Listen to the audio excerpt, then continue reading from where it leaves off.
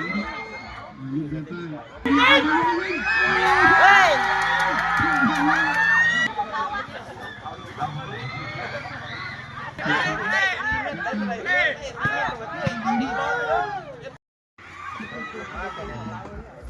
ป็นทีเล็กบ้านไหนเราเข้า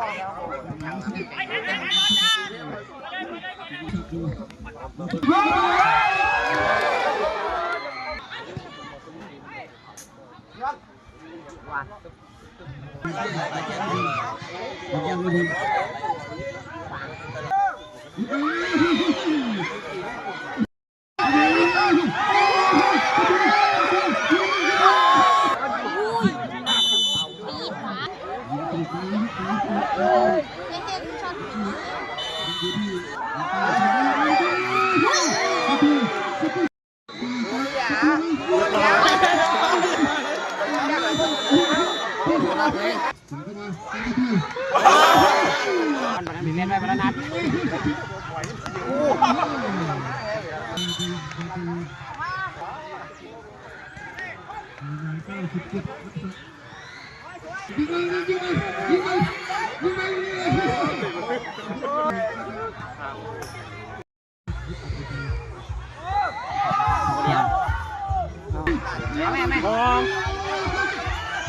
โอ้ยฟาวเอาจ้าไปแล้วสุดหน้าสุดบได้แบกสุดหน้านะต่างกันจังหวะอัดแล้วนะเว้ยเป็นไงครับเพราะว่าเล่นอย่างนี้อยู่แล้ว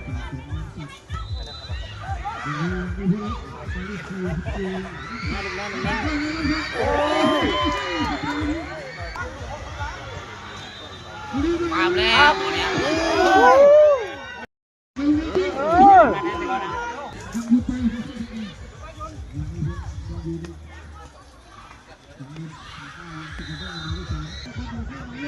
ได้หน่อยเนี่ยหวานน้องซ่าเล่นดีด้วยล่ะดูบอกกันได้เก่งอะไรนะโอ้ข้ามให้เว้ยโอ้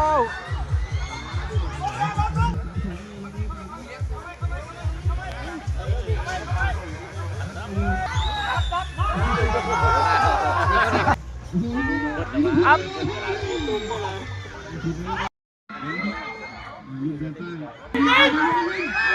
เฮ้ย